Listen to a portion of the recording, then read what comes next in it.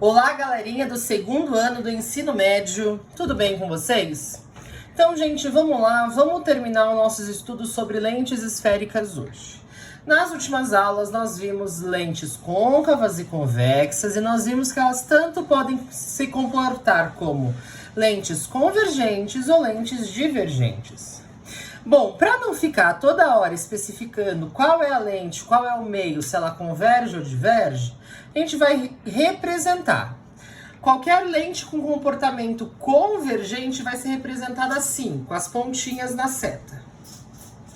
Qualquer lente com comportamento divergente vai ser representada assim, com as setinhas ao contrário nas pontas, tá, gente? Então, essa daqui a gente vai trabalhar com a representação, lente convergente e divergente. Bom, muito bem, vamos em frente, né? Vamos ver os componentes que eu tenho nessas lentes. Tanto faz qual, convergente ou divergente. Pode ver que eu não diferenciei a pontinha, tá? Então, vamos lá. Aqui eu tenho a minha lente e o meu eixo principal, um componente que nós já tínhamos em espelhos. Tudo bem? O ponto exato aonde o eixo principal cruza com a minha lente é chamado de centro óptico, que é o Ozinho. Tudo bem? Dos dois lados agora, eu vou ter uma simetria. Então, eu tenho um foco em cada lado. Pode ser F', ou foco objeto, foco imagem. E eu tenho uma medida que é 2 vezes o foco, que é representado pela letra A, ou 2F.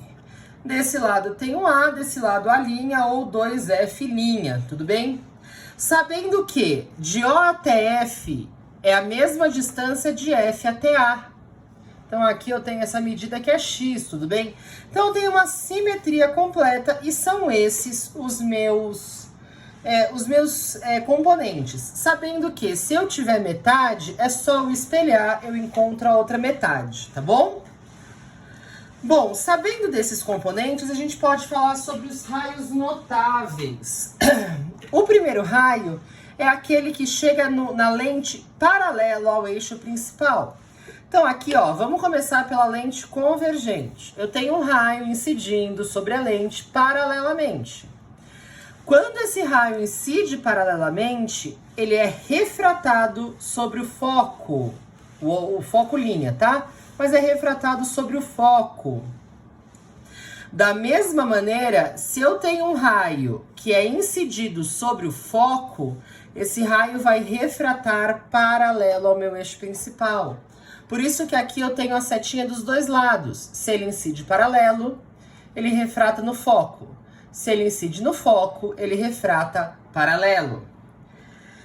Na lente divergente, eu tenho algo muito semelhante. Eu tenho um raio de luz, um raio luminoso incidindo paralelo ao eixo principal e refratando. A continuação, o prolongamento do raio refratado atinge o foco. A mesma coisa aqui embaixo. Quando eu tenho um raio incidindo aonde a continuação atingiria o foco, ele vai refratar paralelamente. Então, sempre que for paralelo, incide no foco, refrata no foco. Sempre que for no foco, vai refratar paralelo. Tudo bem? Bom, quando eu tiver um raio incidindo sobre o centro óptico, ele vai permanecer em linha reta. Tanto no convergente quanto no divergente. Então, aqui ele não vai ter desvio, tudo bem? Então, no centro óptico não tem desvio. E no antiprincipal, que era aquele 2F, a letra Azinha, eu também tenho uma regra dessa. Quando o meu raio incidente passa pelo antiprincipal, pelo Azinho ou pelo 2F, o refratado vai passar pelo antiprincipal do outro lado, pelo A', pelo 2F'.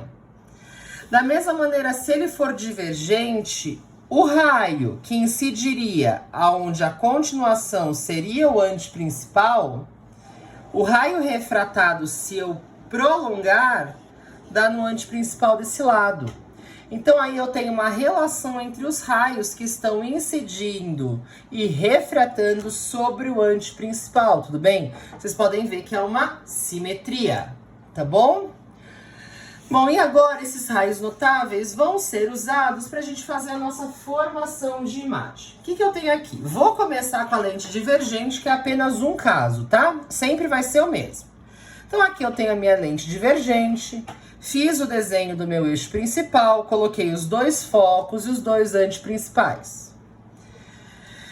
Em verde, aqui, eu tenho o meu objeto. Então, do meu objeto vai sair dois raios. O cruzamento vai ser onde a gente sabe que é a imagem. Um deles, para ser mais fácil, eu incidi no centro óptico. Então, aqui, ó.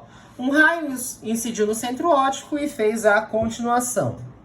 O outro raio vai incidir paralelamente. Então, eu sei que do raio refratado, a continuação dá no foco. Então, sempre que eu tiver uma lente divergente, eu vou ter uma formação de imagem menor, direita e virtual. Então, o tamanho da imagem é menor que o tamanho do objeto, ela está indo no mesmo sentido e ela é virtual porque eu preciso do prolongamento do raio para formar essa imagem. Então, é o único caso em lente divergente. Assim como em espelho, a lente convergente vai ter 5 casos. Vamos ver um por um. Caso número 1, o objeto está antes do anteprincipal. Então aqui, coloquei os dois raios, o no centro óptico e o paralelo. Os dois refratam e se atingem aqui. Eu tenho uma formação de imagem que ela é real, porque é feita com os próprios raios, ela é invertida de ponta cabeça e ela é menor que o meu objeto.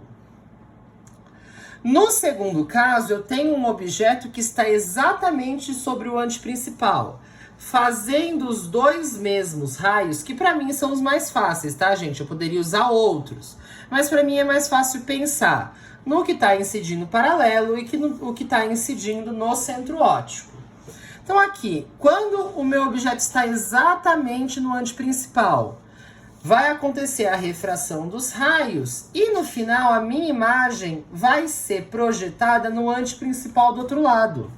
Ela vai ser real, porque é o próprio raio, ela vai ser invertida, porque ela está de ponta cabeça e o tamanho é igual. Aqui deu uma falhinha, né, na régua, não foi no ponto certo, mas estou falando certo. Anteprincipal no anteprincipal, real, invertida e de mesmo tamanho.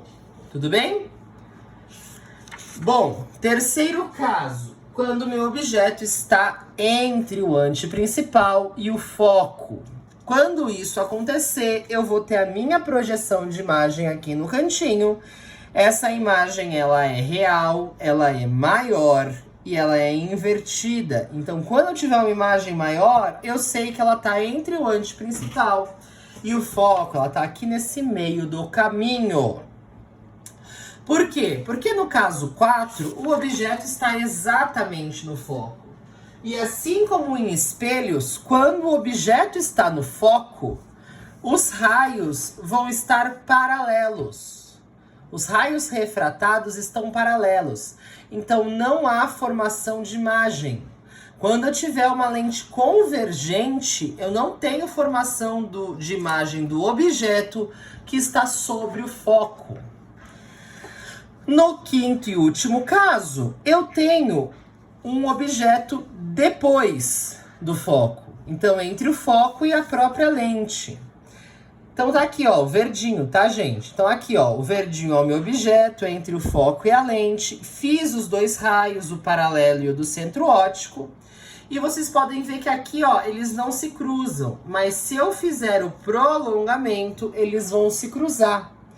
Como é feita pelo prolongamento, essa imagem é virtual. Percebam que ela é direita e ela é maior.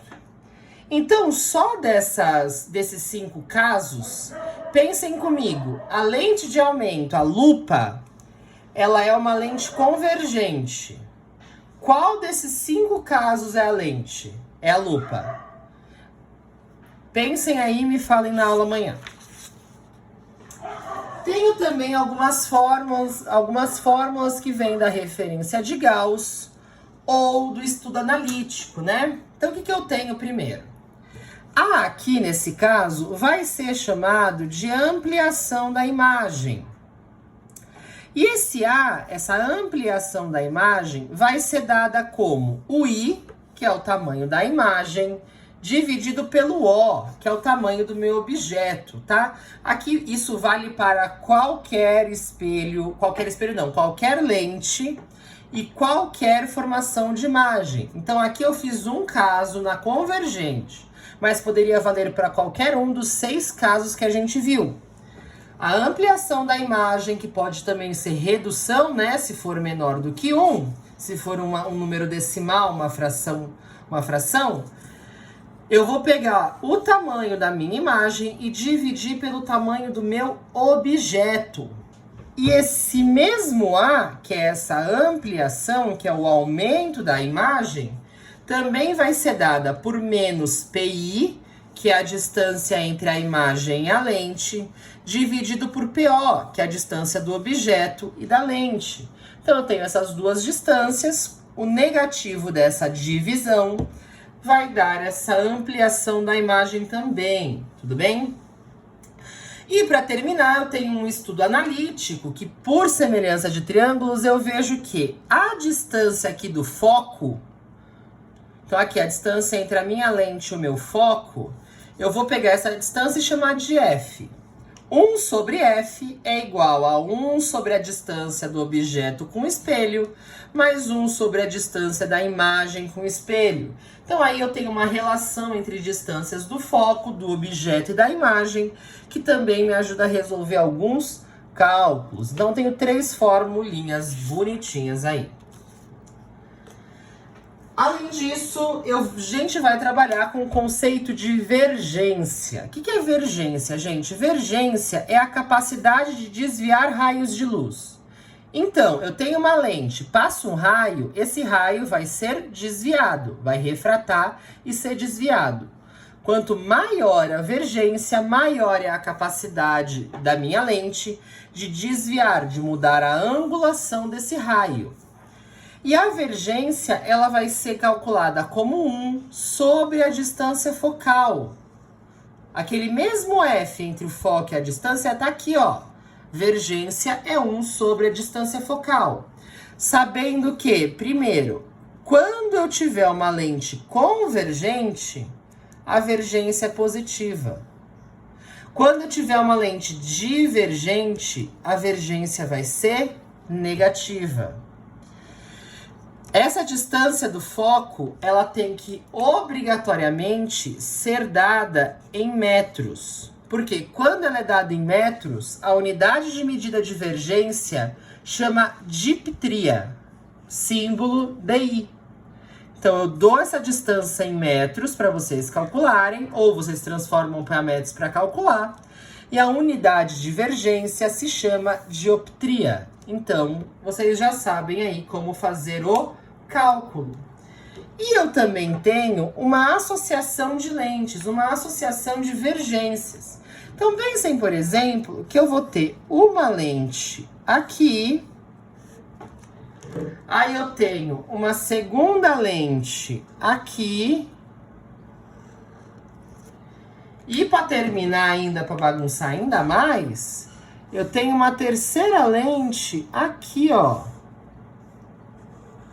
Aí vocês vão falar, nossa senhora, eu tenho uma vergência dessa, uma vergência dessa, uma vergência dessa. A única coisa que eu preciso fazer é somar essas vergências. Então, a vergência final do conjunto vai ser a vergência da primeira, mais a vergência da segunda, mais a vergência da terceira. Lembrando que a gente tem que seguir essa regra. Se ela for convergente, esse número vai ser positivo. Se ela for divergente, o número vai ser negativo. Então, provavelmente aqui vai sair uma subtração em algum ponto, tudo bem? Beleza, gente? Então tá. E com isso também, fazendo esse cálculo de divergência, eu consigo descobrir se depois que o raio passar pelas 3, 4, 5 ou 10 lentes, se ele vai convergir ou divergir pelo sinal da vergência final. Tudo bem? Vamos fazer exemplo em sala sobre isso. Para terminar, eu tenho a equação de Rayleigh, que é a equação de que quem constrói óculos usa. Então vamos entender o que está falando. Aqui eu tenho uma lente. Dentro da lente eu tenho um índice de refração, fora eu tenho outro índice de refração, N1 e N2. E cada uma das curvaturas, né, aqui eu tenho duas curvaturas, tem um raio de curvatura até o centro óptico, o centro da minha circunferência. Sabendo que se esse raio for positivo, eu estou falando de uma lente convexa. Se esse raio for negativo, eu estou falando de uma lente côncava. Aí eu vou usar essa fórmula. A minha vergência, que é o que eu vou buscar, que é o quanto que vai convergir ou divergir raios, que é 1 sobre o foco, ele é construído através da divisão dos índices de refração, da lente dividido pelo meio, menos 1, vezes, aqui é vezes, não tem nada, é vezes, entre parênteses, 1 sobre o raio de refração 1, mais 1 sobre o raio de curvatura, 1 sobre o raio de curvatura 1, mais 1 sobre o raio de curvatura 2. E se vocês olharem na tabela da página 46, vocês vão ver certinho aí uma tabelinha que tem todos os valores de positivo e negativo e como vai se comportar em relação à convergência e divergência. Tudo bem? Gente, esse é o conteúdo. Então tenho para casa. E vocês vão amar esse para casa. Porque eu não vou passar exercício. E eu quero para amanhã todos os esquemas e anotações da aula de hoje no caderno. Eu vou pedir para ver tanto os esquemas quanto anotações. Quem não tiver câmera vai ter que tirar foto e me mandar por e-mail. Porque eu vou querer ver essas anotações e é uma espécie de aula invertida. E vocês vão me explicar os conceitos de hoje, além da gente tirar dúvida e tudo isso. Os exercícios vão ficar para segunda-feira da semana que vem. Eu passo na aula de amanhã. Amores da minha vida, por hoje é só. Um beijo no coração, assistam a aula de novo e façam todos os esquemas e anotações. Bons estudos e tchau, tchau!